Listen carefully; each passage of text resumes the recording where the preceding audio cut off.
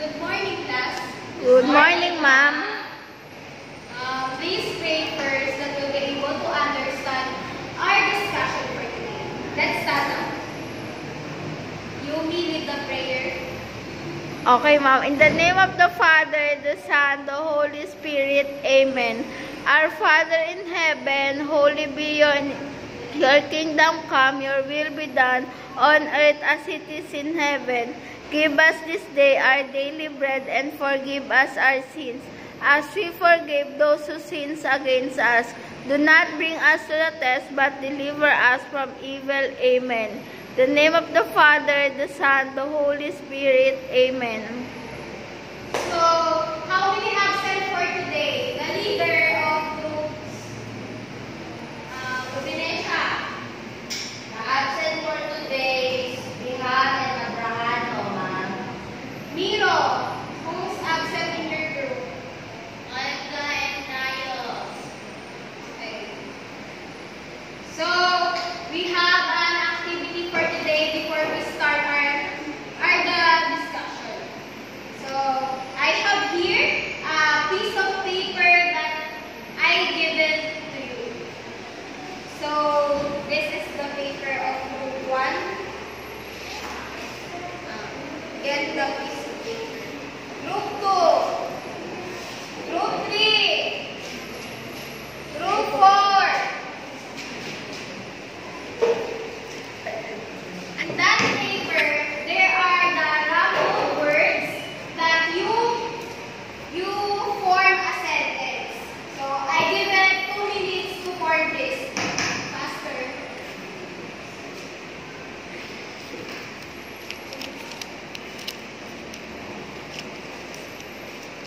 Ready? Yes, ma'am. Group 1. What sentence that you form? Philippines is rich in natural resources. Okay, group 2. When did you go visit the island? Group 3. Please give the certificate. Group 4. I can't believe it, we won. So what did you observe this kind of sentence? In group 2, ma'am, it is question. Other group. In group 3, ma'am, it is a simple sentence. Other group. Group 4 is an exclamation. Okay. Very good, class. So let's move on to that activity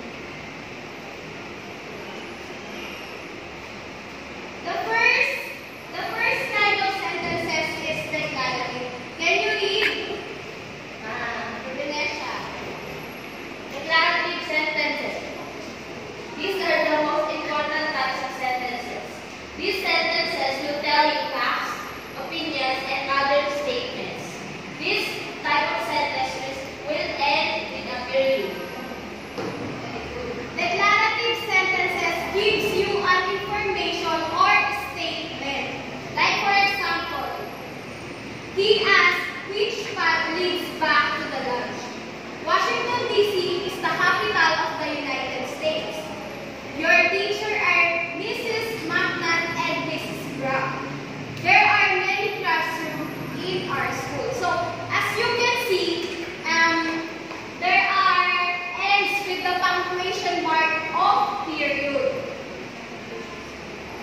So, the next is interrogative sentences. Can you read?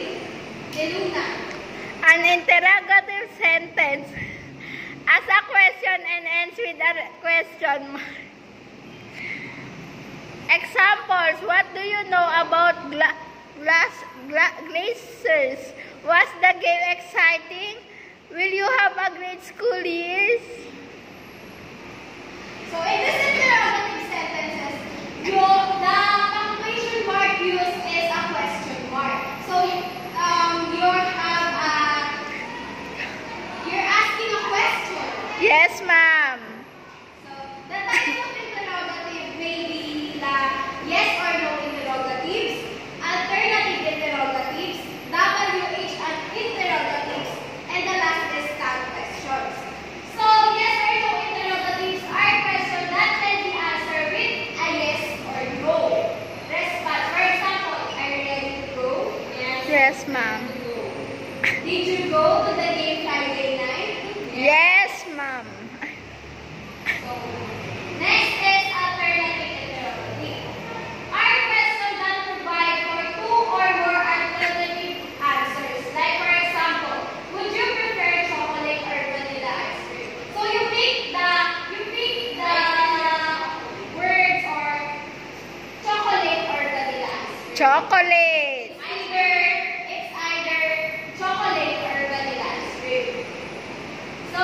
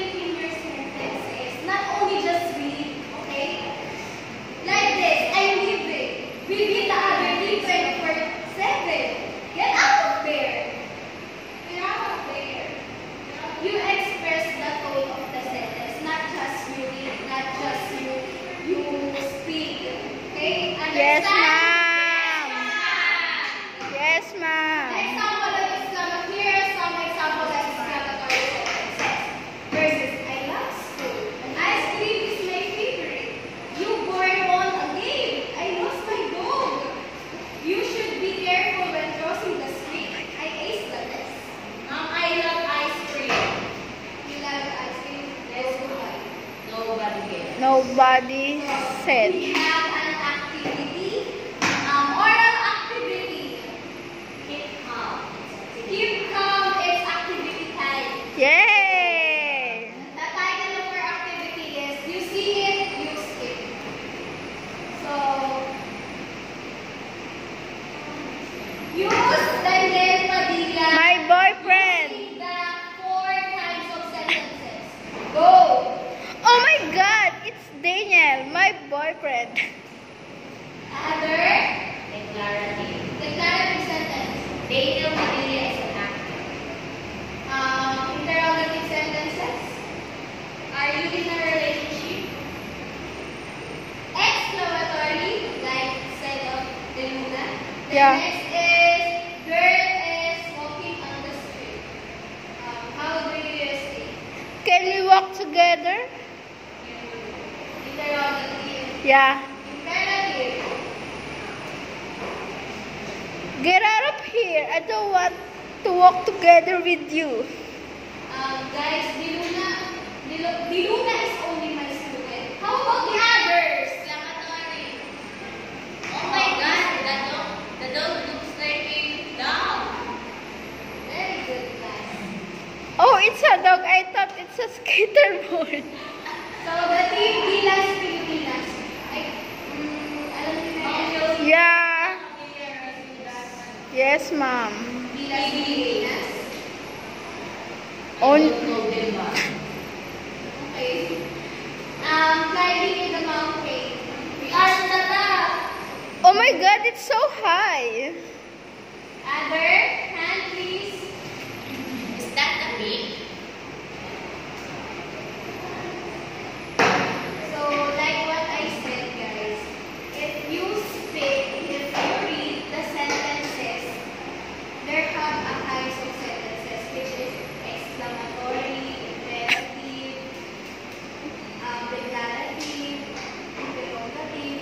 These are the different tone of the sentences, not just a kind, but a tone of the sentences. Understand, guys? Yes, ma'am. We understand, ma'am. The bell is ringing, ma'am. Assignment. Again and again, mom. Write it on your paper. Oh my God, we have an assignment. Yeah.